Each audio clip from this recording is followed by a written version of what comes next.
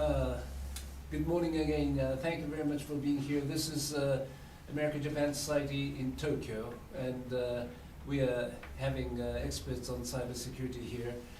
Professor Nakatani and BGF President Mita-san, President of Japan, and Ito Sensei, who's the defense expert and of security issues. He was a commander of system protection, and Ambassador Yanai, who's the International Law of the Sea Justice Judge of the International Justice of the International Court of Law of the Sea, and also have been the Prime Minister's advisor on security issues. And we have also Sekiguchi-san, senior staff writer of Nikkei Shimbun. So we're going to discuss three issues here. One is where we are in the world today on cybersecurity issues. For example, if you look out the window, it's blue sky, so peace and safe, and however, we don't see anything dangerous, but really, attack is happening everywhere. We don't see it, but hacking, intrusion, invasion, happening everywhere. So the very essence of this issue is invisible. As Murata-san said, it has been a big issue between China and the United States. When President Xi Jinping visited the United States, they agreed on two issues, President Obama and President Xi Jinping. One is that they agreed that governmental institutions should refrain from attacking other countries' private corporations, which for getting intellectual property rights, getting intellectual properties, I mean. The other agreement was that they would set up ministerial dialogue between the two countries. But some people thought that still there are a lot of issues left behind. It's only government to private corporations, and did not discuss quasi-government or some related government and government-related institutions going after private intellectual property rights, or they didn't, of course, talk about any government-to-government issues. For example, the United States was suing some units of Chinese military for hacking into their institutions last year. Only that was 2014, so it's quite a new phenomenon that these have been discussed. So it is still there. The second point is that they have set up a ministerial dialogue, but in 2013, when China and there was a summit between President Obama and President Xi Jinping, they agreed to set up working group, and it did not really fly because of the incident that I have just referred to in 2014. So it was one step further, but still not such a big step further, people would say. And President Xi Jinping also said in Seattle, just before going to Washington, that China has always been a victim of cyber attack. And the very essence of this issue is, in short, 4-letter words. NGEV. No one's guilty. Everyone is victim. That's my perception of the shortest. This is because, as I said, because of this invisibility. Now, there's a Italian manual of NATO, but there's a discussion of necessity of further agreement, and there are divided views on this issue. I'd like to ask these pundits around the table, how do they see the present situation? How do they see US-China relations, or do we need more legal infrastructure on these issues, or what do we have is already sufficient? I think first, and also, how would you see this issue from national security? So I would like to start off from Professor Nakatani, and who has been the member for cybersecurity strategy of the cabinet, and is the legal authority of Tokyo University on this issue, and would go on to Mr. Ito. Professor Ito has been, as I said, a self-defense force system protection unit's commander, and now is heading directly Director of National Security Laboratory, Cybersecurity Japan. So, and then I would go on to Ambassador Yanai, who has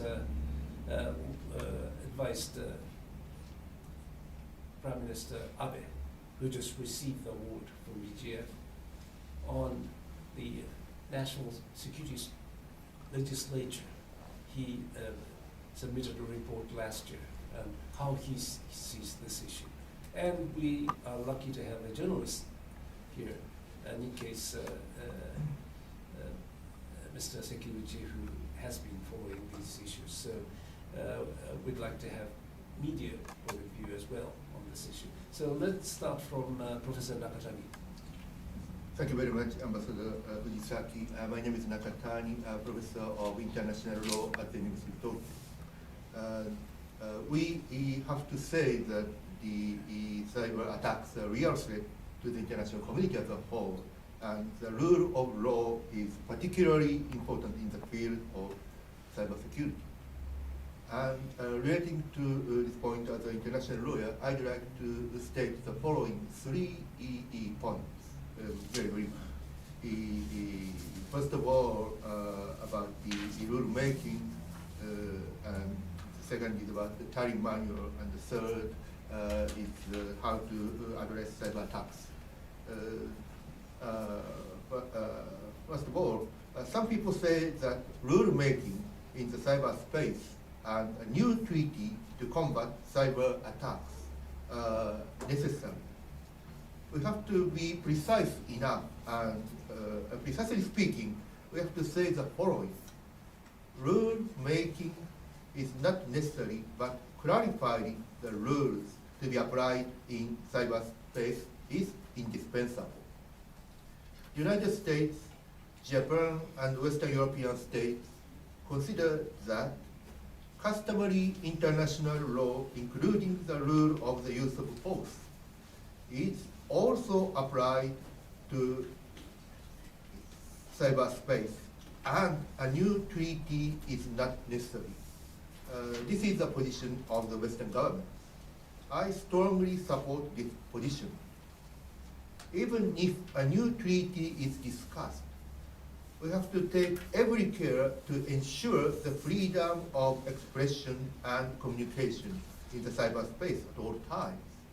Relating to this point,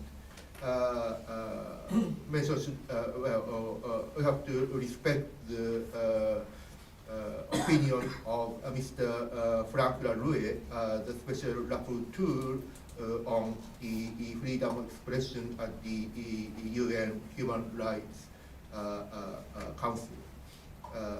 He says that he says the following: the special rapporteur considers cutting off users from internet access, regardless of the justification provided, to be disproportionate and thus a violation of Article 19 of the International Covenant on Civil and Political Rights.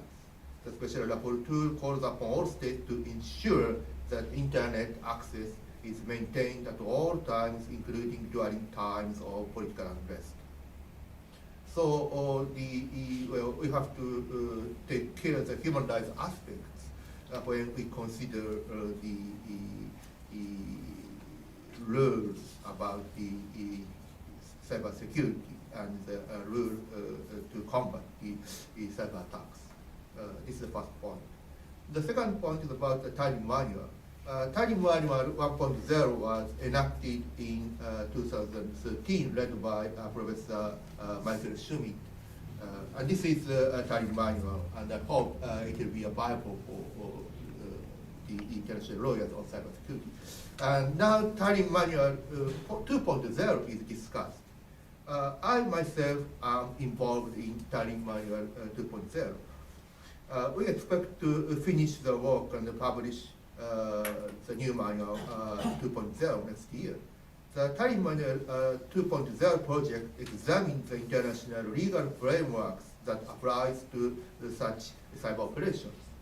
The relevant legal regimes include the law of state responsibility, the law of the sea, the international telecommunications law, space law, diplomatic and consular law, and with respect to individuals, human rights law. Tallinn Manual 2.0 also explores how the general principle of international law, such as sovereignty, jurisdiction, due diligence, and prohibition of intervention apply in the cyber context. We hope every government take Tallinn Manual 1.0 and 2.0 into consideration as the most useful guidelines to clarify international law on cyber operations. The third point is about how to address cyber attacks. According to international law and Tallinn Manual, which clarifies it, the victim state of the cyber attack can use against the cyber attack both conventional weapons and cyber means as self-defense, and also can use economic sanctions as countermeasures. Among these three means, conventional weapons, cyber means, and economic sanctions, it is the economic sanctions which have been and will be the main reaction against the cyber attacks. In particular, the United States adopted executive order to block the financial assets of the persons who are involved in cyber attacks. I think economic sanctions, and particularly financial sanctions, will remain the main option to address cyber attacks, even if the conventional weapons and cyber means are also permissible under international law. Thank you very much. Thank you very much, Professor Nakatani. I think you said that if we make and try to seek for new agreement, it could bring about some violation of freedom of expression, or which is very important human rights. And also, you said what's important is the clarify. And Tallinn Manual 1.0, 2.0 would be very useful. So governments should really cling on to or adhere to it. Number three, you said as for the countermeasures, conventional measures, including, and you said economic sanctions would be very useful, and you cited the United States. However, there are views that if you can't really identify the proof, then these economic sanctions could be taken as unilateral measure. Yeah. And could you sort of clarify or exemplify a bit about that Yeah, point? thank you very much. The most difficult question as to the identification of the cyber terrorists. It's very hard to identify who is the responsible for the cyber attacks. Economic sanctions has also some limitations, and it is not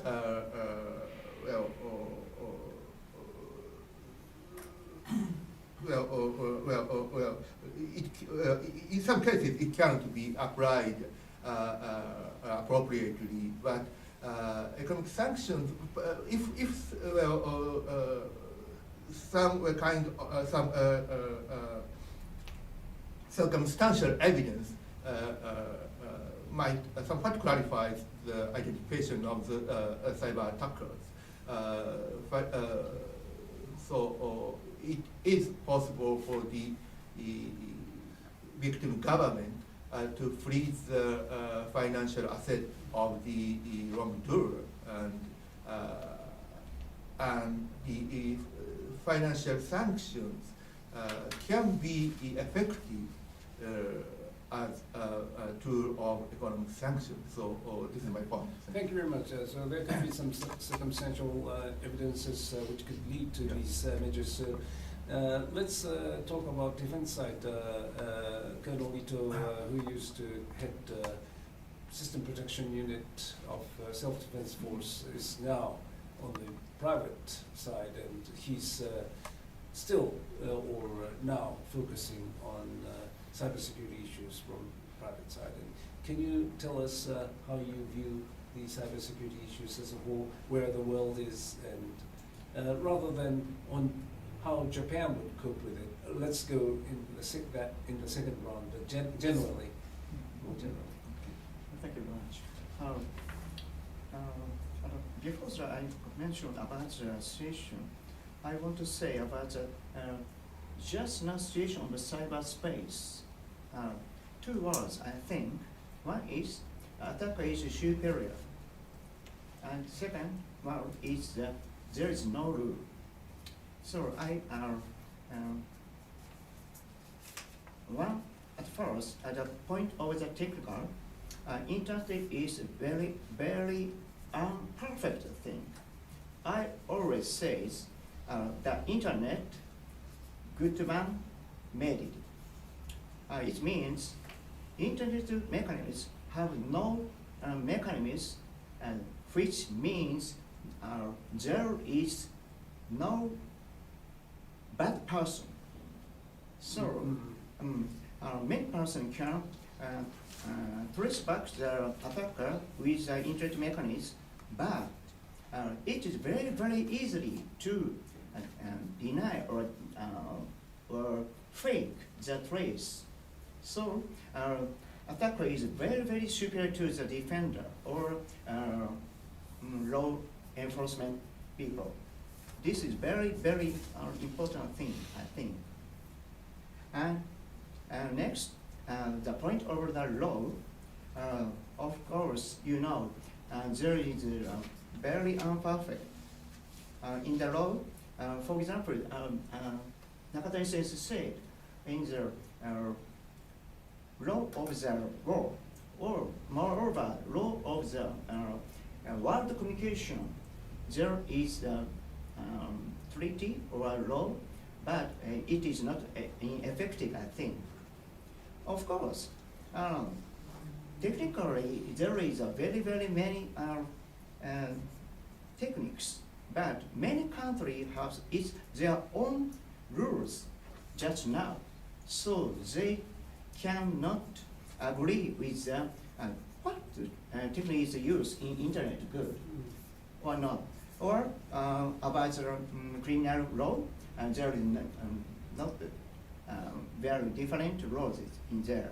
Of course, in the criminal, we know the worldwide criminal law was made some years ago, but in the case of the war or such a enforcement thing, there is no rules about such thing. So, Nakari Sensei says that Tanimaru is a good book, I think, but it is not the perfect, of course. I want to know, when I was, before I was working at the Japanese army, so I want to know about the rule when the cyber attack is in the combat. This manual said about it, but I read and I know many rules in the old days rule is used okay in cyber world, but some rules is difficult to use. Of course, I know, of course. For example, the right to fight. If you want to fight in the war, there is clearly the full right. Clearly you have your weapons. Second is clearly wear the uniform, well, with a mark, or you must have a leader, or you must obey the war rules. But in the cyber world, this control is not used in the world. I think this is a problem in the future. At last, I think in this world, technically imperfect. In the law, there is not enough rule. It is just now world situation of the cyberspace, I think. Dr. Ito, thank you very much for a very frank account. But in short, you're saying that there's no sufficient rules and laws, and it's not possible to make that. And also, always attacker is in advantageous position. Yeah. And if so, on this cybersecurity issues, we have to be very pessimistic. Yes. Is yes. that how? It is true. Yeah. In these days, criminals win with a cyber affair. Yes. Is it true? Thank you very much. Ambassador Yanai, you had been the chairman of the advisory of National Security Legislature for Abe Cabinet, and you've been overseeing these issues. Could you give your account, please? Thank you, Mr. Chairman. As you said, I chaired the panel of experts on the interpretation of Article 9 of the Japanese Constitution. I did it twice. Once under the first Abe Cabinet, and for the second time under the second Abe Cabinet. And our group presented 2 reports to Prime Minister Abe, in which we proposed that we should change the interpretation of Article 9 to the effect that Japan can exercise the right of collective self-defense, and also the right to participate, the right, or rather the obligation to participate in the collective security measures taken by the United Nations.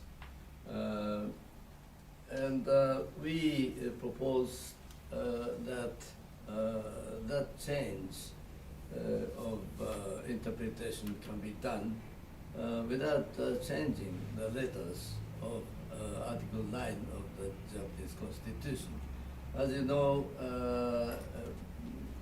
in the past, the Japanese successive Japanese governments took the stand that Article 9 allows the exercise by Japan of the individual's right of self-defense, but it does not allow Japan to exercise the right of collective self-defense.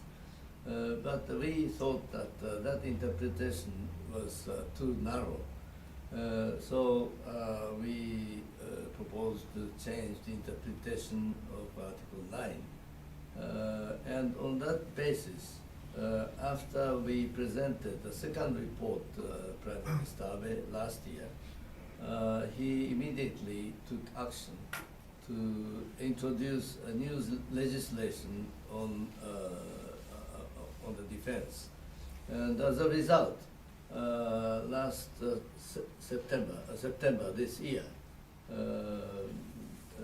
the Diet, Parliament, approved a series of bills that had been introduced by the government.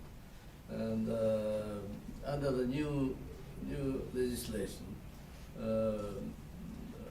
it was approved that Japan can exercise the right of collective self-defense, although it is under certain restrictions. It opened the possibility to strengthen our relations alliance with the United States, so that we can cope with threats from outside more efficiently. So this is the very, very short history of what we done recently. As to the issues of cyber attacks, of course, these attacks are invisible and new. So we have to do many things very urgently. The issues have to be addressed both from the legal point of view and technological point of view. I must confess that I'm not an expert on cyber attacks. Perhaps my only contribution today was to invite Professor Nakatani to our group, because he is a member of the group of experts on cyber attacks in the government, and as you heard, he is very knowledgeable about these issues. I think it is very clear that there are no rules on cyber issues under international law. So there are two things we have to do urgently. One is to clarify whether there are still any rules that can be applied to the cyber issues. And also to establish, also urgently, new rules to be applied to these issues. As to international law, I think there are two ways of addressing these issues. Of course, one is to negotiate and adopt a treaty or convention. That, of course, an international agreement is a very good instrument to establish rules, but it takes time. And even if an excellent convention is adopted, it takes many years before a certain number of countries ratify the convention, and before the convention comes into force. But cyber issues are very urgent, and we cannot wait years. So perhaps in this field, so-called soft law is perhaps a more practical way of approach. By soft law, I mean resolutions by the United Nations, or non-legal instrument to be adopted among like-minded countries to set certain rules to be applied to cope with cyber attacks. That is one thing. And of course, in this field, information, exchange of information is very, very important. And the exchange of information should cover not only information on potential attackers, but also on technologies to be used. So I think this should be addressed urgently, both with the United States and Japan, and also with other like-minded countries.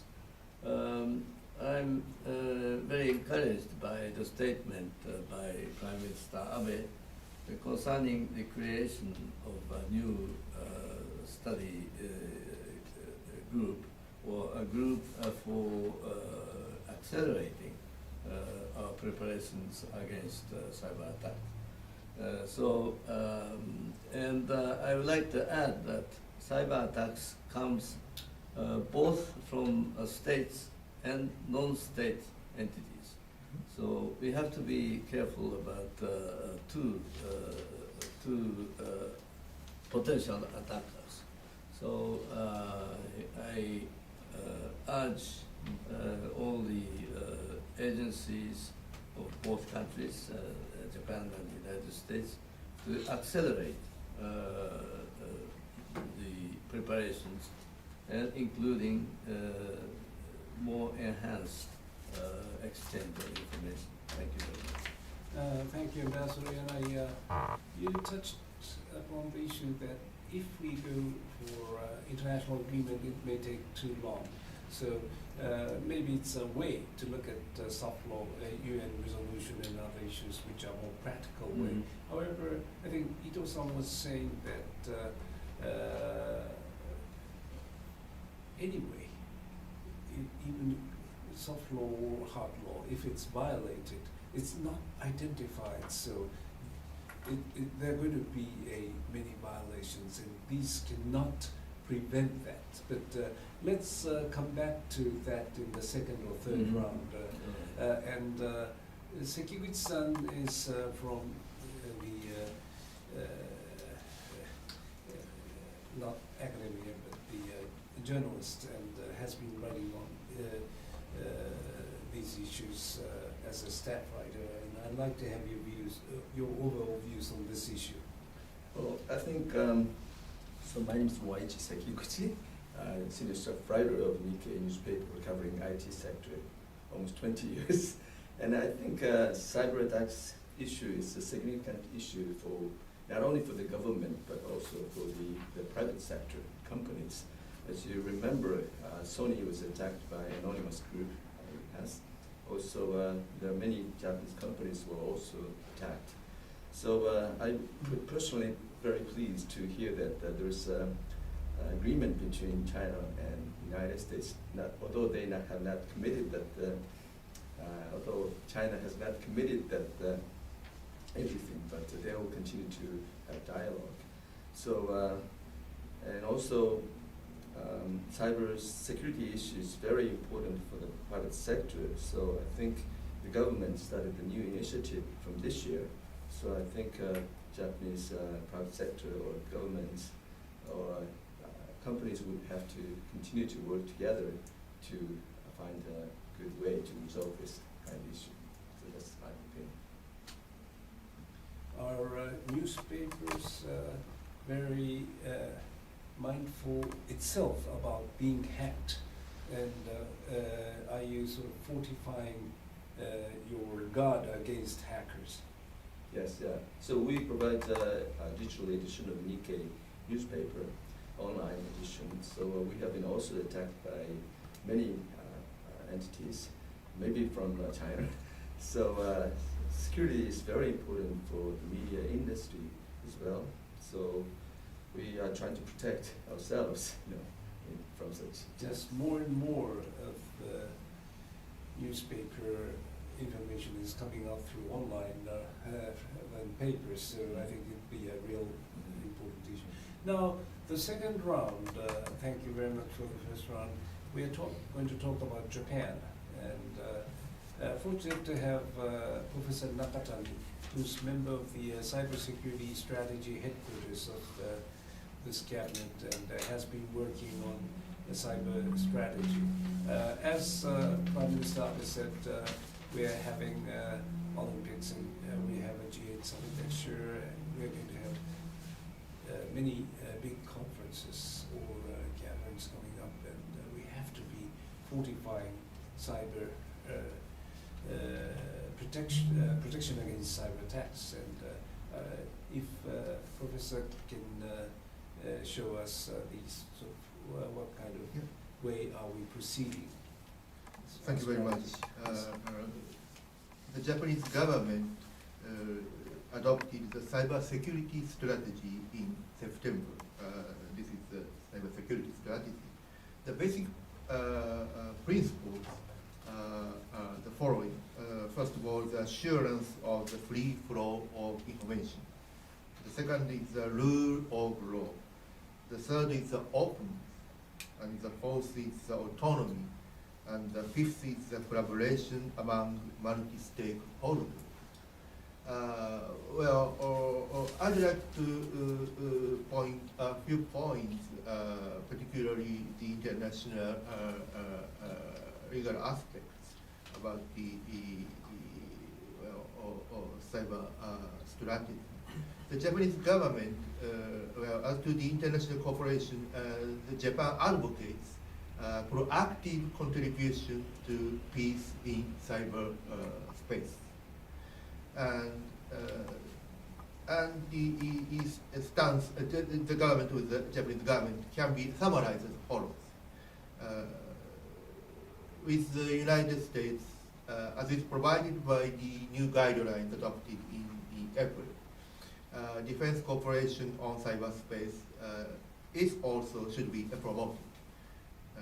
And with the Western European states, advanced technological cooperation in the cybersecurity should be promoted.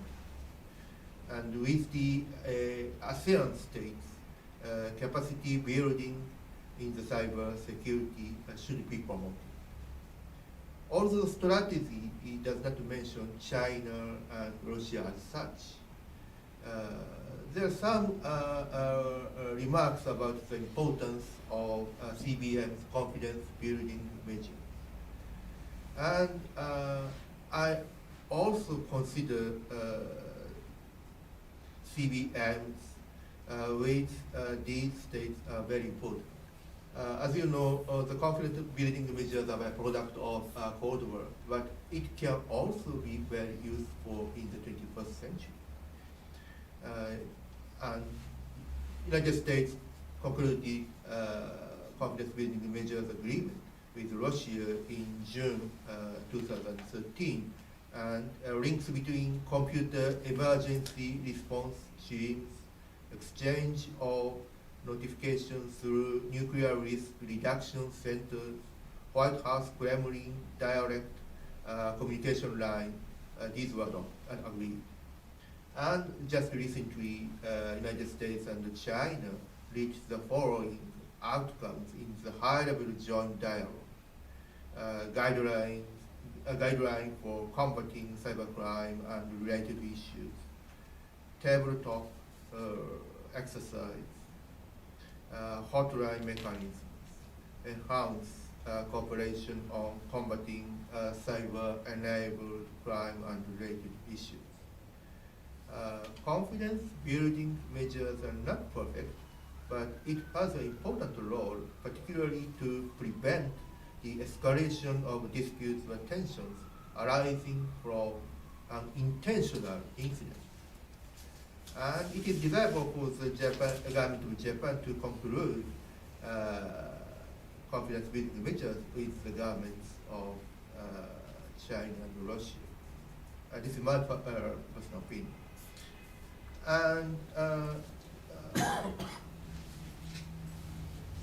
Secondly, I would like to mention about the role of private companies in cybersecurity.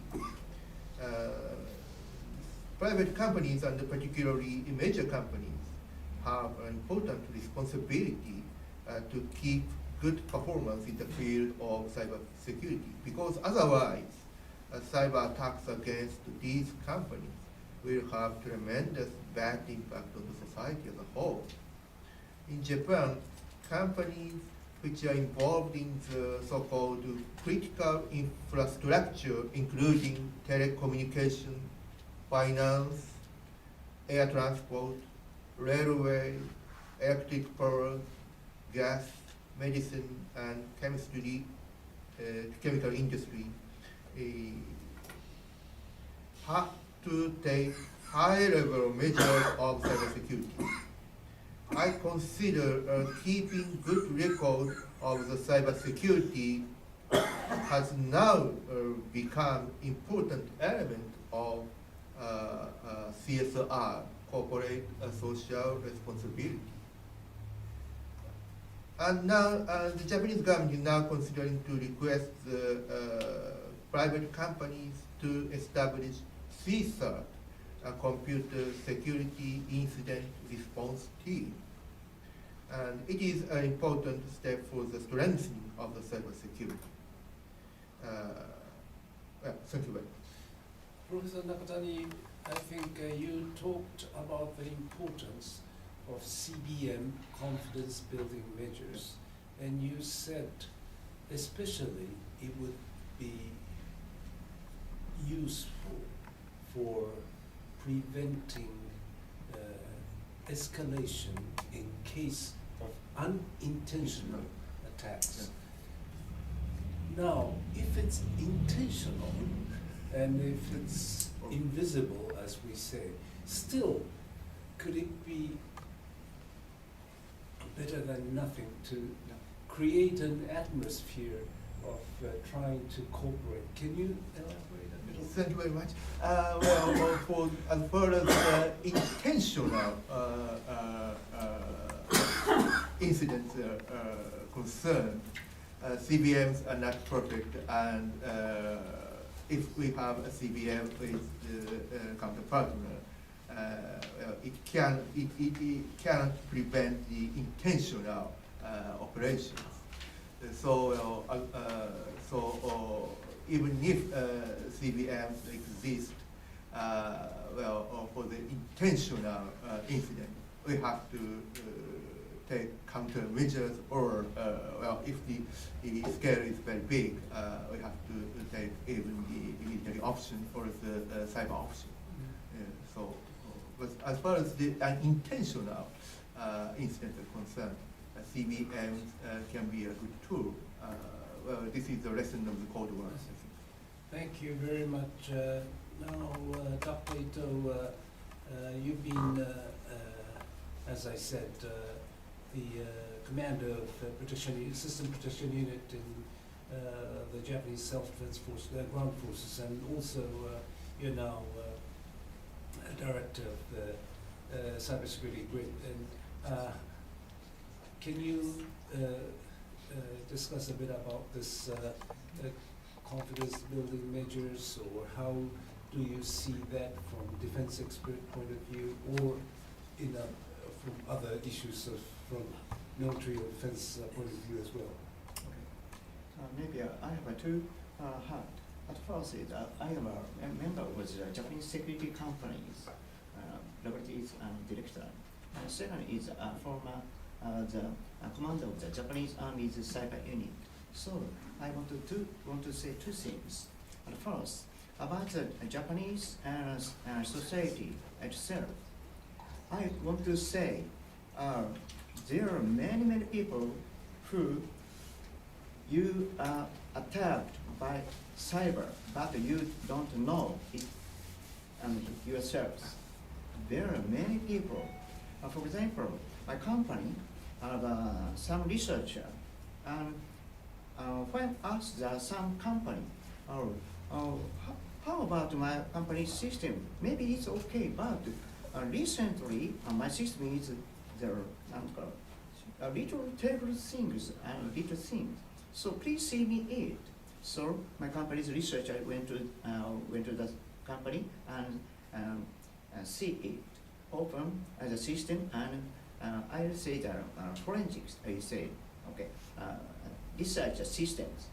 So when you are under some problem, always they are attacked by cyber, and when our researcher checks when your company was attacked, from when?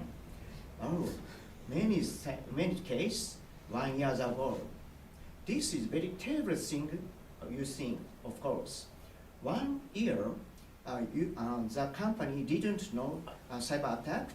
It means 1 year stolen many information, and more terrible thing means 1 year the company didn't know means there are many other companies. Just now your company is attacked by cyber, but it didn't know it's the service. I know many cases. So we Japanese society have a more attacked. You know in the medias. This is my very problem in Japan. You don't know attacked. If you are, how about this improve this situation? I always say we must develop the technological system to trace back to the attacker. Just now, in the internet system, trace back to the attacker is very difficult.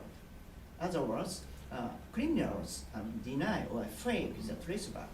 So we must make the technological system to trace back for Japanese our service, and say all the words we use this trace back system all over the world. This is the first my mention. You mean to identify Yeah. Yes, and identify. who was Yes, attacked? who the attacker, identify. Yes, trace back or identify. And the second, from the point of the Japanese former cyber unit commander, in Japan's security program, at first, of course, you know, we Japanese ground safety defense force can't attack other countries. Of course, it's okay, I think. But Japanese cyber unit cannot use the cyber weapons just now. We are only attacked with the cybers, only defend in the cyberspace Japanese forces. I think this is very difficult to defend because cyber is superior to, attacker is superior to the defender. So it is impossible to defend our Japanese country with Japanese self-defense force in that cyberspace. So we must make some law to fight in the cyberspace with our Japanese force, I think. May I ask two questions, Dr. Ito? You said we have to make a law that Yeah. we can fight Yeah. with cyber attacks, but I think no country would say we have an attack capability.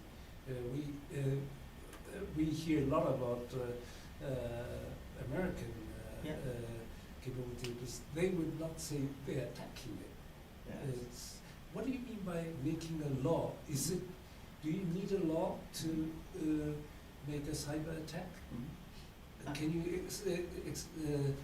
elaborate on what kind of law do we need to make a cyber attack? And is anyone in the world making a law to justify? The second question is, it's rather cynical, but your company may be providing some advices on cyber attack issue, but you yourself said always attacker is on superior, so you may provide a better shield, like contradiction, shield, but the other side would prepare better spear again. So it would go on and on. And can you give me a sort of general account on that point as well? So first issue is on the law. What kind of law is that you're talking about? Second is this contradiction issue. First is, I think, of course, Japan is a peaceful country, so I think when Japanese army has a cyber weapon, when invaded other countries, the invaded country, forces systems down, may be done by ours. So there is no blood, and but system down the army can't attack Japan anymore. So very peaceful way, I think. So just now, law about law, there is criminal law. We Japanese self-defense force cannot make the cyber weapon just now by the law. So I want to change for self-defense purpose. We Japanese self-defense force could make the cyber weapon. I want to. Okay. That's one. Second, You said, this is a little simple, but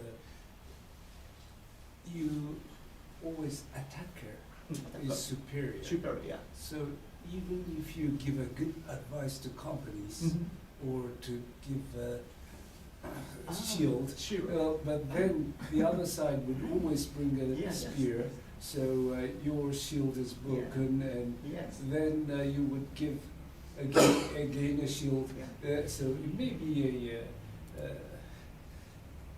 if I may say, good for both sides for business.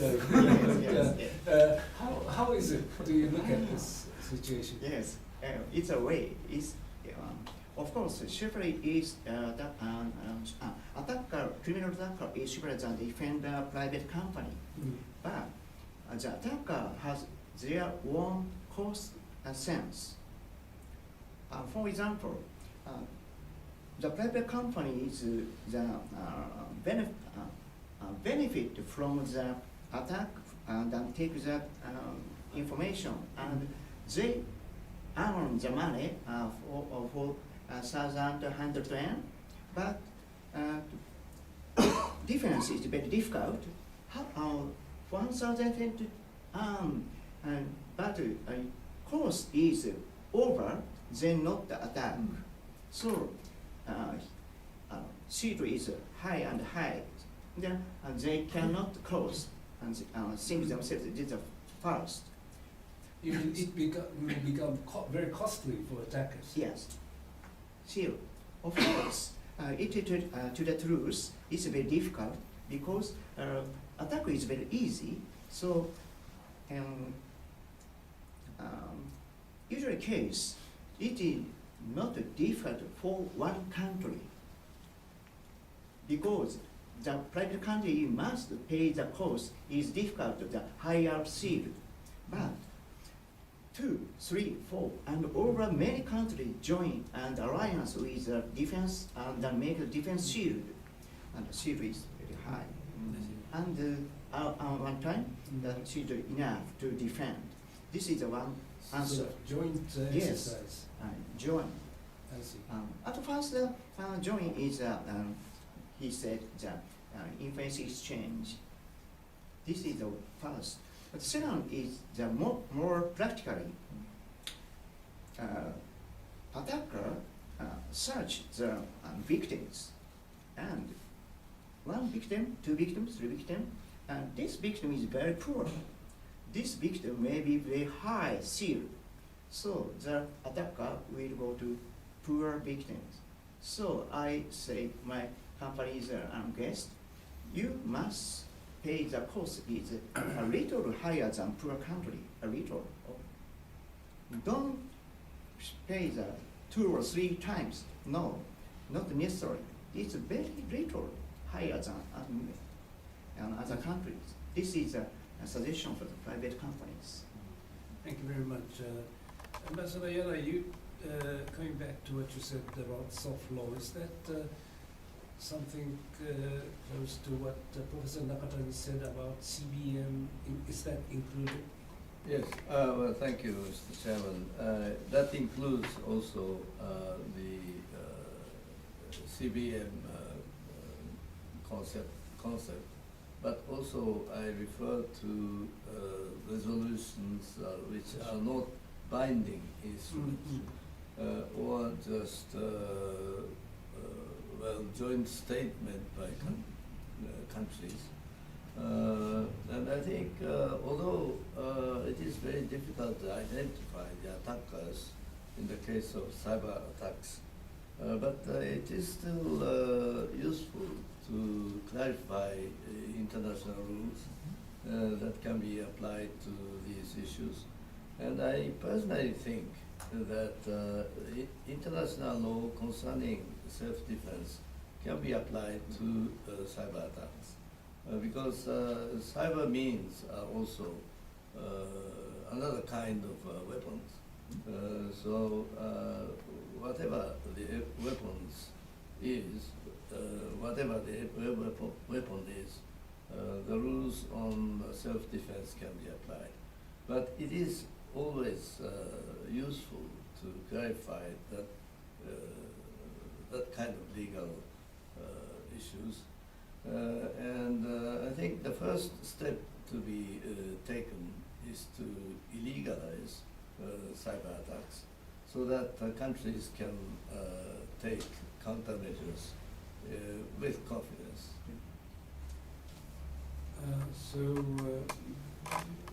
You're also suggesting that within the means that we have, maybe we do not need new legislature, but we could cope with the situation. Yeah, well, I think what I'm suggesting that the first thing we have to do is to identify what we can do within our legal framework. I mean by legal framework, both national and international.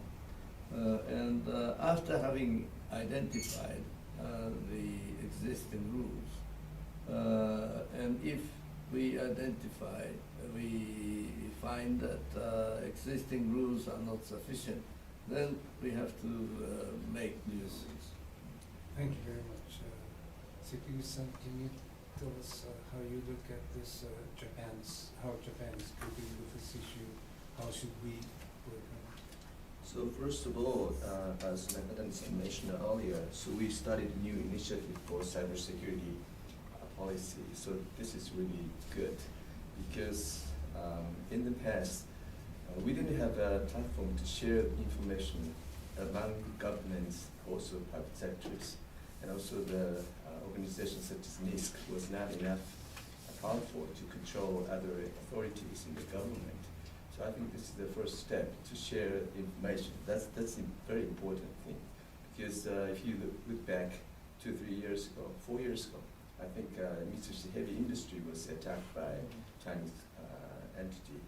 And at that time, I tried to cover that issue, visiting cabinet office, also METI, but they didn't know anything about this attack. Only Ministry of Defense was aware of that because Mitsubishi Heavy Industry was thinking that they only had to report to Defense Ministry because Defense Ministry is the biggest contractor of the company.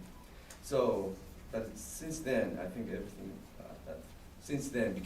because of the new law, I think there's a new platform that they can share the information. So that's one thing very important. And also the other thing is that we have to get more engineers who can deal with security issues.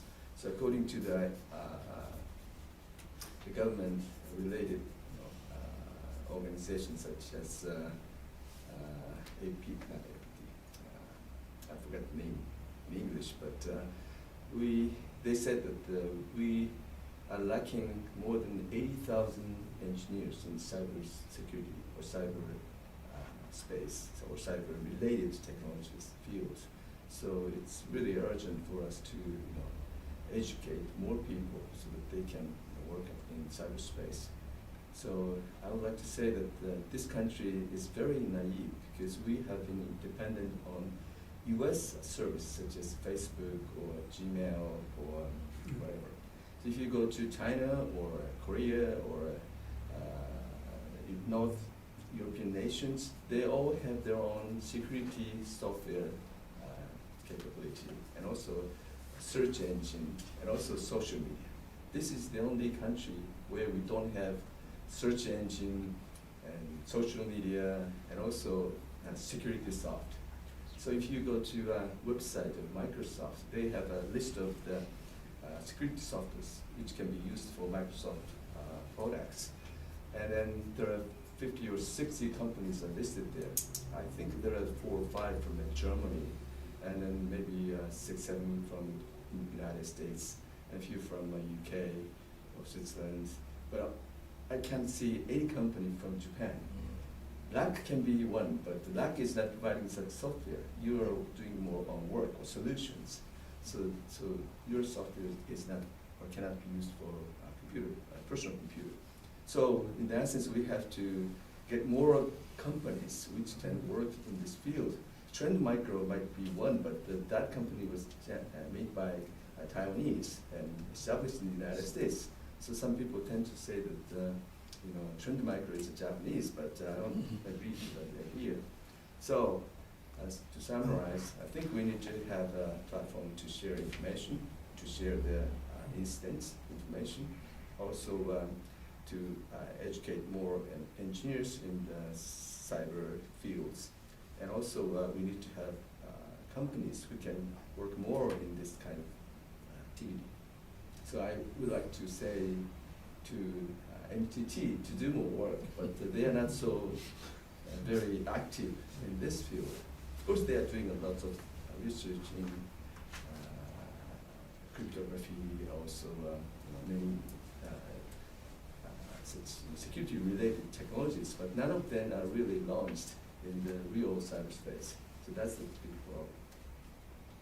That's a very important point, that we don't have any search engine or mailing system, as we are number 3 in GDP, and we have no such system. Nikkei has just bought Financial Times. Maybe it's time for Nikkei to buy Trend Micro or Google or whatever. Now, thank you for a very good discussion. Now, we'll just go to the last round at 1 or 2 or 3 minutes each, saying if you have any message to Prime Minister Abe or to Boston Globe, BGF, Governor Dukakis and Mr. Tuan, or to the general public on this issue. If Professor Napatan could start. Thank you very much. Just one point. I'd like to emphasize the importance of cybersecurity in education, particularly in the high schools and the undergraduate level, and particularly in the faculties of law, economy, and social sciences. Cybersecurity is not the monopoly of some scientists or the scientists. It is important for everybody. And cybersecurity has to be supported by public opinion. So, I'd like to emphasize the importance of cybersecurity in education, and both the U.S. and the Japanese government put emphasis on the cyber education. And this is what is added. Thank you. Thank you very much, Professor. Dr. please. I say again, we Japan, its current society was attacked, but many persons doesn't know it. So be aware more and more. I want to say it's my last one. Thank you. Ambassador Yanai. Thank you very much. We had a useful discussion this time, but this is just the start of ongoing process. The next time we look forward to hearing views from our fellow members of the Boston Global Forum from the American side. My last message is this. I wish you a Merry Christmas and Mr. Seki.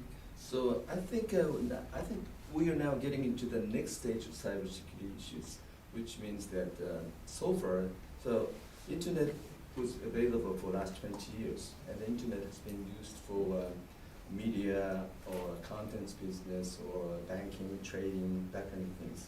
All these things are service area, but now internet is being used for IoT, Internet of Things, so-called embedded systems. So autonomous car or self-driving cars will be available from now, and also wearable stuffs, also big data analytics, also artificial intelligence. So those areas are new area, but we need to think about cybersecurity issues in that new area. So in Japan, Japanese manufacturing system or manufacturing industry of manufacturing was very closed, so they didn't even connect their system to internet so far. That was good to protect internet, but from now we need to connect those machineries to internet to obtain the IoT stuff. So we will have to seriously think about the cybersecurity issue in such new fields. Thank you very much. Ms. Mita, please. Thank you very much. It was a great honor to moderate this panel consisting of the real experts of Japan, the top experts in this field, and I think you got a lot of wise advices, views. As Ambassador Yanai said, Merry Christmas and Happy New Year. Thank you very much. Thank you very much.